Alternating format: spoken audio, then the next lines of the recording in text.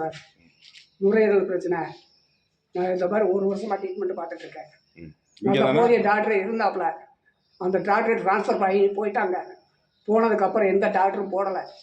இதுவரை எங்களுக்கு எந்த கவனிப்பும் கிடையாது. சாப்பாடு சுகாதாரம் மறுபடி சாப்பாடு கிடையாது. துப்புரவு பணியாளரை விட்டு சமைக்க சொல்கிறாங்க. இந்த துப்புரவு பணியாளர் தான் இன்றைக்கி சமைச்சு சாப்பாடு கொடுக்குறாங்க. எங்களுக்கு போதிய வசதிகள் எதுவுமே கிடையாது. எங்களுக்கு சுகாதார முறைப்படி எங்களுக்கு நல்ல வழிப்படுத்துனாங்களே எங்களுக்கு சந்தோஷம் சார். நீங்கள் வந்து எவ்வளோ நாள் ஆச்சுங்க சார்? நான் வந்து 20 நாள் ஆச்சு சார். 20 நாளாக வந்துருக்கீங்க. டாக்டர் வந்து பார்த்தாங்களா அவங்கள? டாக்டர் 3 ட்ரிப் வந்து பார்த்துருக்காங்க சார். அவ்வளோதான். நேற்று வந்து பார்த்தாங்க.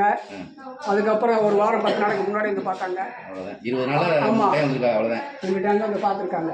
அதுக்கப்புறம் டாக்டரே வர கிடையாது. வரல. இல்லை உங்களுக்கு சாப்பாடு வந்து எப்படி முட்டை இதெல்லாம் டெய்லி கொடுக்கணுமே அதெல்லாம் கொடுக்குறாங்களா எப்படி சார்? முட்டை வந்து ஒரு நாளைக்கு 2 முட்டை கொடுக்குறாங்க சார்.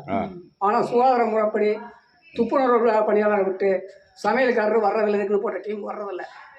அவர் லீவில் எனக்கு வந்து மெடிக்கல் லீவுன்னு இருக்காது, வர்றதே கிடையாது. இப்போ வந்து துப்புரவு பணியாளர் தான் எங்களுக்கு சமைச்சு சாப்பாடு கொடுக்குறாங்க. அது சுகாதார முறைப்படி எங்களுக்கு சாப்பாடு கிடைக்கல.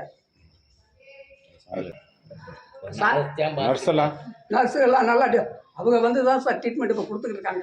டாக்டர் வரல. டாக்டர் எப்பாவது வர்றாங்க, வந்து பார்த்துட்டு சொல்லிட்டு விவரம் சொல்லிட்டு போயிடறாங்க சார். இப்போ நர்ஸு வந்து தான் பார்த்துக்கிட்டு இருக்காங்க.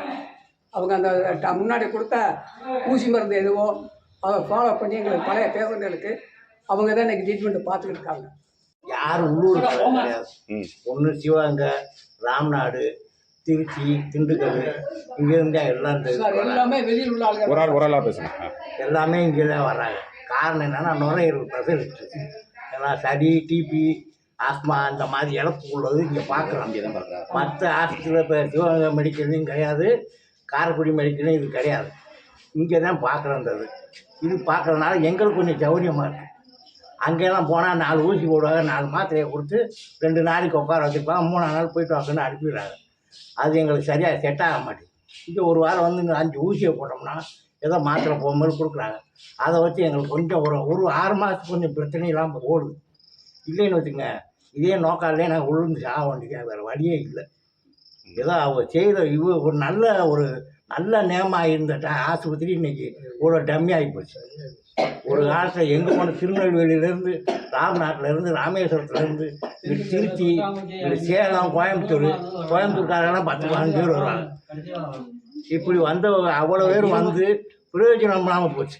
இப்போ இந்த ஆஸ்பத்திரி அவ்வளோ டம்மியாக போச்சு. இது எந்த ஊர், எந்த ஆஸ்பத்திரி அதை சொல்லுங்கள்? இது வந்து ஆஸ்பத்திரி, சோமநாதபுரம். இப்போ நீங்கள் இப்போ வந்து எவ்வளோ நாள் ஆகுது? உங்கள் பேர் என்னண்ணே? என் பேர் ஆறுமுகம்.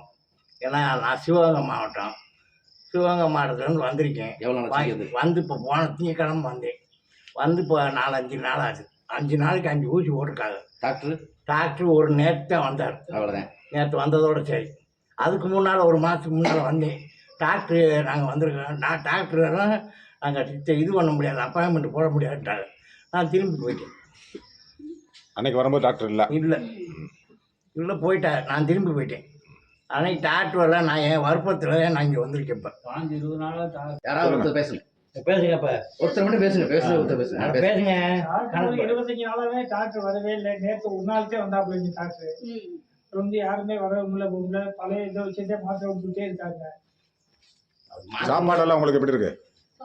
சாப்பாடு சமயக்காரங்க கிடையாது. காரணம் என்னன்னா எங்களுக்கு தங்க விட்டாங்க. நாங்கள் இருக்கீங்க இப்போ எங்கண்ணா?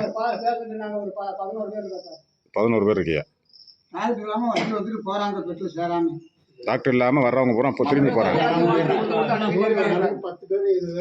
ஒரு நாளைக்கு எப்படி பார்த்தாலும் 30-40 பார்த்துக்கலாம். சிவகங்கை மாவட்டத்தை சேர்ந்தாலும் நத்தா இருக்கு, நத்தம், கொட்டாம்பட்டி, பொன்னமராவதி, சிவகங்கை ஊரை சொல்லுங்க.